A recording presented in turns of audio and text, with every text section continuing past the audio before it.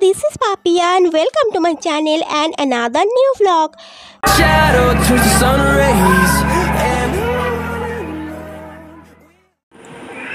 তখন অনেক কৌতুক তারপর করে শিশুপাল পড়া এক তোমার পড়ার মধ্যে ফোন করে পড়া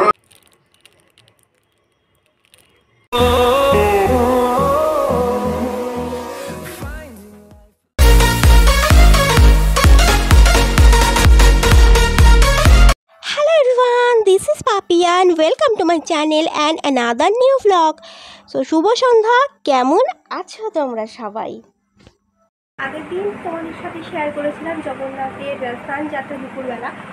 তো আমাদের ওখানে স্নানযাত্রার ওখানে যে মেলাটা ছিল, মেলাটা কিন্তু থাকে 3-4 দিন থাকে।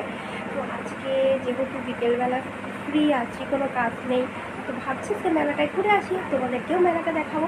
আগে কিন্তু মন্দিরটা দেখাতে পারিনি, তো ভাবছি আজকে তোমাদেরকে মন্দিরটা যদি পছন্দ হয় মন্দিরটা আর বিগ্রহটা তোমাদের দেখাবো। আর সন্ধ্যেবেলায় যাচ্ছি, তো ওখানে ওই সন্ধ্যা আরতি হয়, যদি পসিবল হয় সেটাও তোমাদেরকে একটু ঘুরে দেখাবো, যদি অ্যালাউ করে। তো মানে আমি জানি না ওখানে ফোন অ্যালাউ করে কিনা, অ্যালাউ করে নিশ্চয়ই দেখাবো। তো তোমরা কিন্তু পুরো ব্লগটা দেখো স্কিপ না করে। আর ভালো লাগলে একটা লাইক, একটা কমেন্ট, নতুন হলে চ্যানেলটাকে সাবস্ক্রাইব করো।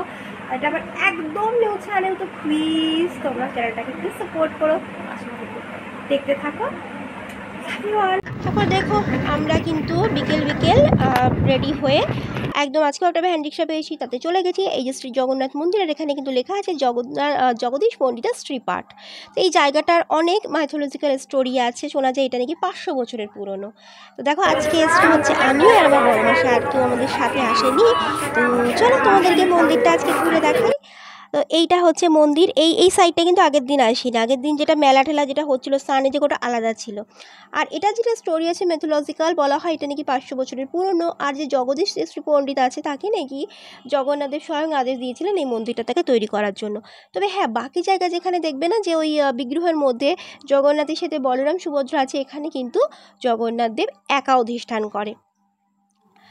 আর এত ডিটেল স্টোরি আমি ঠিক আর জানি না আর কি, এইটুকুই আমার জানা। আর এখানে দেখো পুজো হচ্ছে, তো ডিরেক্টলি না আমি ফোন নিয়ে যেতে সাহস পাচ্ছিলাম না। তবে এই মূর্তিটার হাইট 4 থেকে 4.5 ফিট।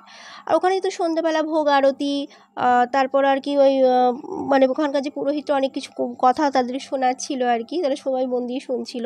আর এখানে না চারিদিকে লেখা আছে ফোন নিয়ে প্রবেশ নিষিদ্ধ।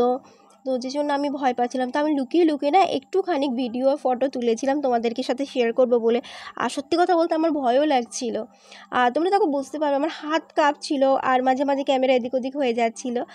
বাট তাও আমি একটুখানি ফটো না আমি তোমাদের সাথে শেয়ার করার জন্য নিয়ে এসেছি। এটা কিন্তু ভীষণ সুন্দর, আর এদের এই গ্রাউন্ডটা কিন্তু অনেকটা বড়। মানে মেলাটা যেটা হচ্ছে ওটা কিন্তু আলাদা জায়গায়।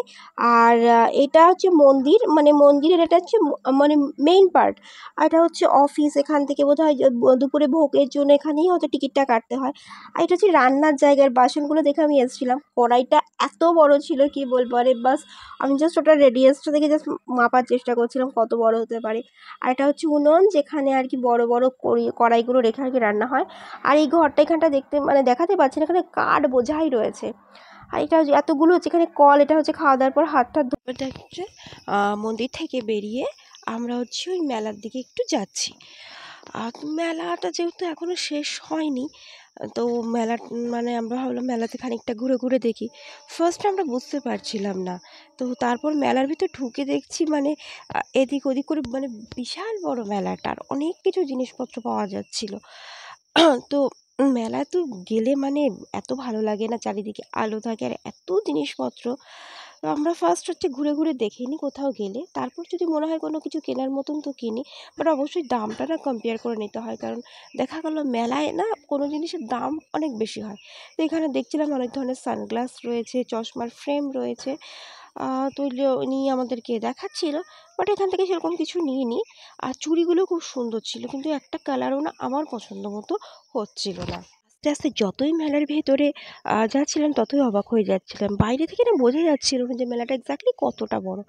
এখানে এত সুন্দর সুন্দর জিনিস বিক্রি হচ্ছিল, ঘর সাজানোর জিনিস থেকে শুরু করে, খেলনা থেকে শুরু করে, খাবারের জিনিস প্রচুর ছিল। আর এখানে না দুটো বয়স্ক মহিলা এরা ওই পুতুল টুতুল বিক্রি করছিল। তো আমি ভিডিও বানাচ্ছি দেখে আমাকে বললো আমাদের এখান থেকে কিন্তু ভিডিও বানালে কিছু না কিছু কিনতে হবে। আর এই সেরামিক টিপটগুলো মানে এত সুন্দর লাগছিল না, জাস্ট লাগছে, মানে মনে হচ্ছিল আমি সব কিনে নিই।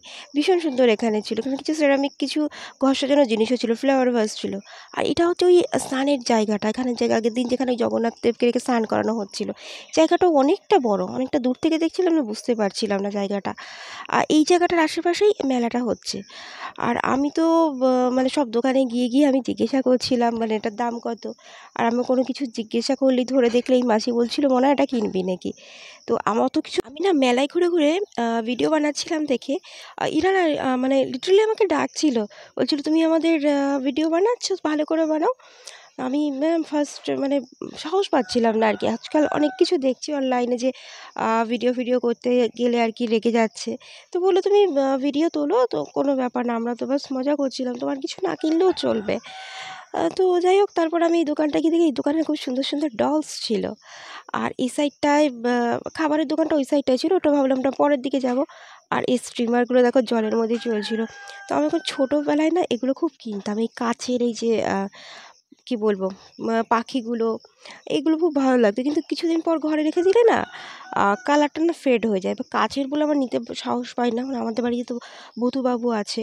আর এখানে দেখো এত সুন্দর ঘর সাজানোর জিনিসগুলো ছিল, এই হ্যাঙ্গিং শোপিসগুলো খুব সুন্দর ছিল, কিন্তু না বড্ড বেশি দাম এখানকার। আর আমাদের ঘরে তো হ্যাঙ্গিং কিছু এরকম রাখাই যাবে না। তো শেষকালে ওই দিদাটার দোকান থেকে একটা ওই ছাতা নিয়েছিলাম, ছাতা মানে একটা ছোট্ট একটা ছাতা, একটা লাইট জ্বলছিল। আর এটা মানে দেখলাম খুঁজে খুঁজে এটারই একটু দাম কম ছিল, 20 টাকা। তো এরা মানে এদেরখানে এতক্ষণ ধরে এদের সাথে কথা, মেলায় যখন এসেছিলাম ভাবছিলাম যে 20 মিনিটে হয়তো ঘোরা আমাদের হয়ে যাবে। ভাগ্য ভালো আমরা মানে ভ্যানওয়ালাটাকে আর কি ছেড়ে দিয়ে এসেছি। এখানে 20 মিনিট তো ছাড়া 2 ঘন্টা ওভার হয়ে গেছে, আমাদের এখনও মেলা ঘোরা শেষ হয়নি। আর মাসি তো যা দেখছে তাই কিনছে। আর এখানে একটা স্পেশাল কিছুটা মাখা বিক্রি হচ্ছিল, মানে মটর বাদাম অনেক কিছু দিয়ে, মানে এটা এখানটা ভীষণ ভিড় ছিল। আর এটা না ওয়েট হিসাবে বিক্রি হচ্ছিল, মানে 100 150 200 20 টাকা, মানে 20 টাকা হচ্ছে লোয়েস্ট। তো এখান থেকে আমি ওই মাখা খানিকটা নিয়েছিলাম বাড়িতে, মানে বাড়িতে নিয়ে এসে খাবো বলে। আর সত্যি কিন্তু এটা কিন্তু খুব টেস্টি ছিল। আর নেক্সট হচ্ছে এই যে বাদামের এই খাজাগুলো, এগুলো আমার ভীষণ ভালো লাগে। এটা না সব জায়গায় পাওয়া যায় না, কিন্তু আমাদের অলিগলিতে পাওয়া যেত, বাড়িতেও আসতো। তো এখানে মেলায় দেখতে পেয়ে এখান থেকেও ঝটপট খানিকটা কিনে নিয়েছি।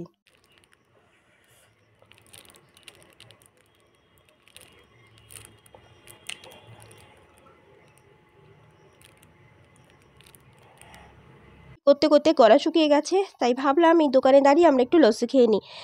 তবে মেলায় বাকি সব কিছু খাবারের টেস্ট ভালো থাকলো, লস্যির টেস্টটা একদম বাজে ছিল, কারণ লস্যিতে না এখানে দেখলাম চিনি মেশায়নি, শুধুমাত্র বিট লবণ দিয়ে বানিয়েছে, হয়তো ওটাই ওদের স্পেশালিটি। তারপর যাই হোক, লস্যি খাওয়ার পর ডিসাইড কি এবার কি ফাইনালি আমাদেরকে বাড়ি যেতেই হবে। তো আমরা বেরিয়ে পড়েছি। আর আমাদেরকে রিক্সা টোটো কিছু একটা খুঁজতে হতো। তো ব্লগটা কেমন লাগলো তোমাদের জানিও। আর মেলা থেকে টুকিটাকি কিছু জিনিস কিনেছি, যেটা আমি বাড়িতে গিয়ে তোমাদের সাথে শেয়ার করছি। ওকে, তো ব্লগটা ভালো লাগলে কিন্তু একটা লাইক কমেন্ট করে দিও। ওকে, তো চলো। আর এই দেখো, এ হচ্ছে আমাদের ভূতবাবু। তো মেলা থেকে এই এই জিনিসটাও কিনে নিয়ে এসেছিলাম আমি, হাতের মতো দেখতে, এটা এটা দিয়ে ও ভালো খেলা করছে। এটা দিয়ে খুব সুন্দর করে ও খেলা করছিল। ভাইয়ের সাথে মানে ওটা দিলেই খেলছিল। আর হচ্ছে আমি এই আংটিটা কিনেছিলাম ওখানে মেলা থেকে, এটা নিয়েছিল ওই 30 রুপিস অ্যারাউন্ড, ওরকমই বোধহয় নিয়েছিল।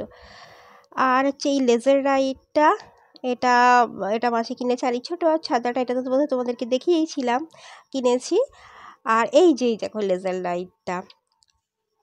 তো চলো, আজকের মতো ব্লগটা এখানেই শেষ করছি। টাটা।